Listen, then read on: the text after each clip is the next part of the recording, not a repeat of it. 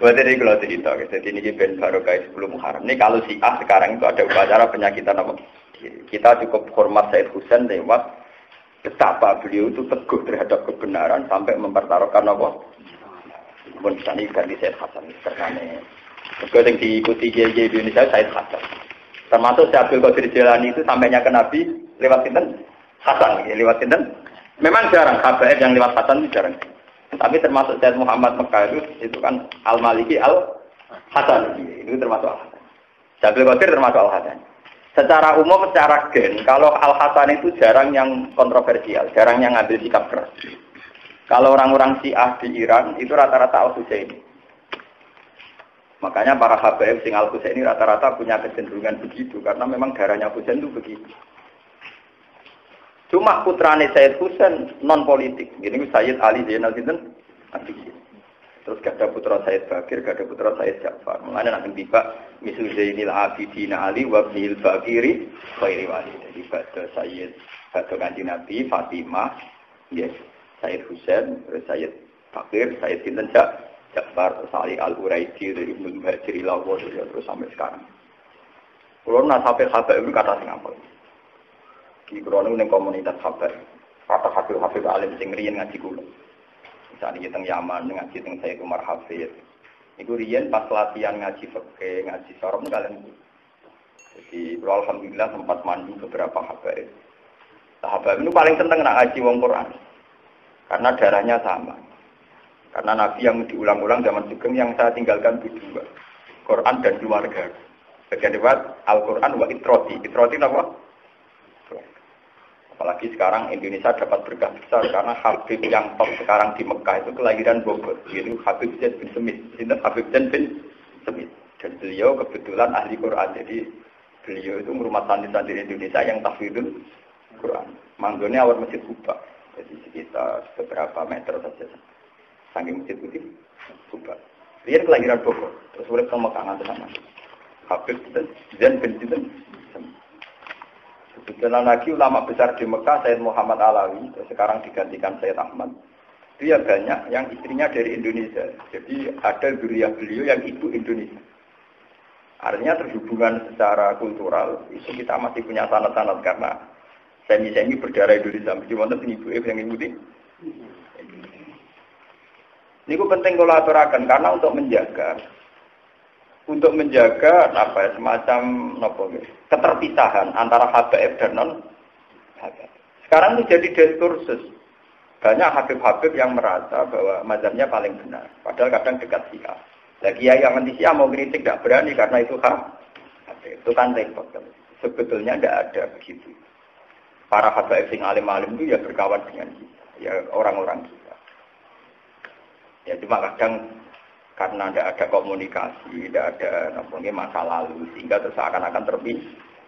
Tapi kalau alhamdulillah sebagai ulama itu menjaga hubungan baik, pertama Habib-Habib senang ngajinya sama saya, belajarnya fikih sama saya. Sampai ketika Yaman, ya surat-suratan kalian pulau, termasuk kalian Sayyid Umar Hafid. Kemarin saya pas di Mekah, April itu ya ketemu Sayyid Ahmad. Di sama beliau saya juga dikasih sanad mutlak tentang sanad Habaib sampai sanad ulama sampai sanad sebagai ahli Quran. Jadi kalau saat ini ada sanad mutlak saking Sayyid Ahmad bin Sayyid Muhammad Alawi. Ya kalau mereka kan orang-orang alim betul, jadi gampang nih ini antar wong alim ketemu saja gampang. Orang bulat berapa tuh? Jadi sama itu mazhabnya Sayyid Husain ini. Sekarang kalau foto tentang mazhab Sayyid Hasan. Sing halaman berapa? Fuad 24 apa? Mohon sekolah wajah lagi. Sumakola amma ba'dun 249. Ketemu top 249. Fa inna abyasal kaisi at-taqiyyu. Wong paling pinter wong takwa. Fa inna abyasal kaisi at-taqiyyu. Wong paling pinter sak dunya wong takwa. Wa inna ahmakal kumki sak temene kumprung-kumprunge wong goblok-gobloke wong al-fujuri ku wong sesat. Wa inna hadal amrolan sak temne ikilah perkara Allah dirupane amr ikhtilaf tukang sulaya ingsun ing dalam amr.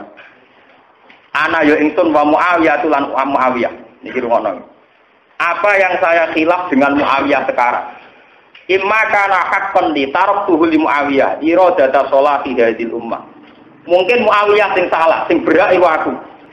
Wes pakeno Muawiyah kabeh. Iradata sholati hadil ummah karena saya ingin umat ini baik-baik saja. Wa haqni dimaihim lan jaga bertumpahe darahe umat. Itu yang dilakukan kiai-kiai ini.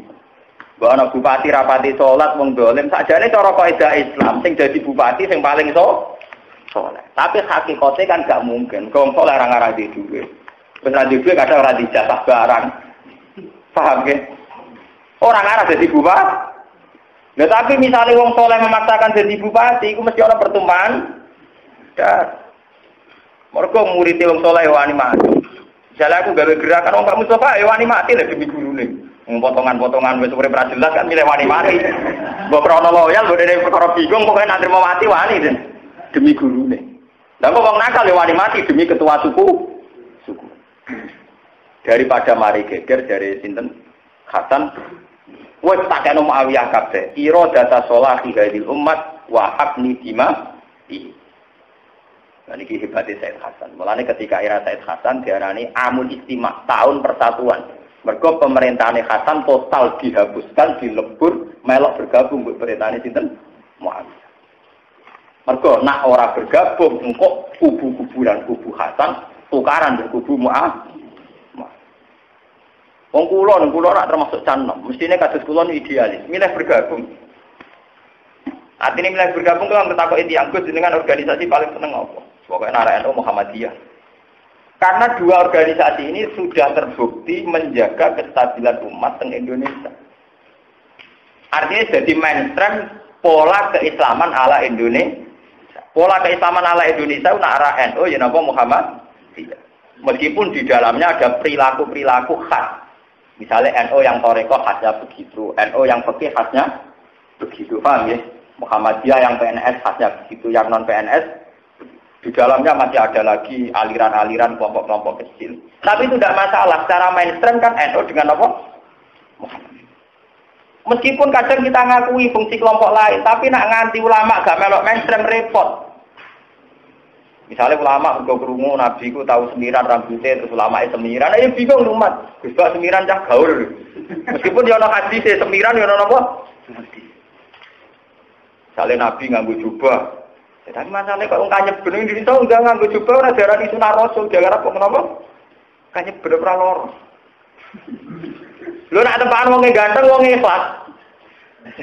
Jadi Indonesia ku lucu wong kiai saling ganteng, kados guru kula Mbak Mun Mbak Dimyati darani pantes jubahan. Tapi nak ndek cilik pesek jubahan, wah koyo opo ya.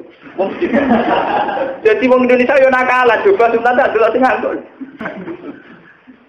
Sale berita ndak pesek jubahan. Wong ora ngarah darane akoni sunah Nabi. Karepe piye? Ya kan malah resiko, nglakoni sunah tapi marahi salah paham. Lah model ngono cara Said Husain atau ditinggal. Pokoke barang-barang sing dadi polemik ning umat iku harus napa? Ditinggal. Termasuk haknya beliau sebagai khalifah ditinggal di Ka'no Muawiyah. Iradata sholati hadil ummah wa haqni napa jima. Aw yakuna haqqan kana lirin ahaqqa bihi minni. Fa fa'altu dzalik wa in adri la'allahu fitnatul lakum wa mata'an ila. Jadi walhasil niki sampeyan ngerti ya.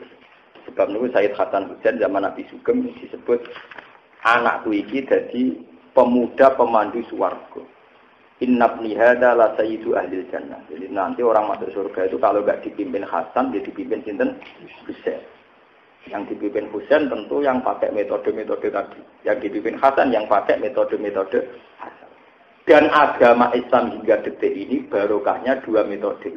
Ya, barokahnya dua metode. Lho gitu. Umpama dhisik Demak Bintoro enggak bikin pemerintahan. Niki rumakno. Agama Islam hanya kultural. Sing negara naisen resmi Nusantara iku Mojopahit. Kula baleni malih.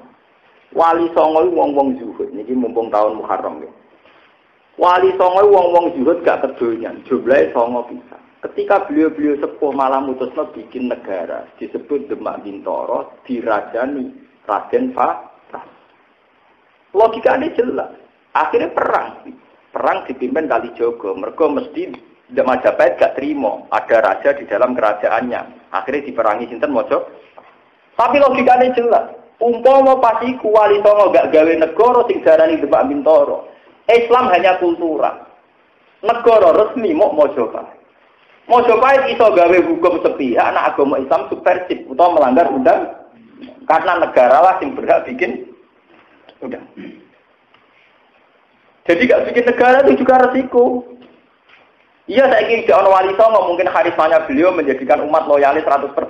Nah Wali Songo wis mati terus ono undang-undang ke Mojopahit bahwa agama Islam adalah ilegal atau subversif.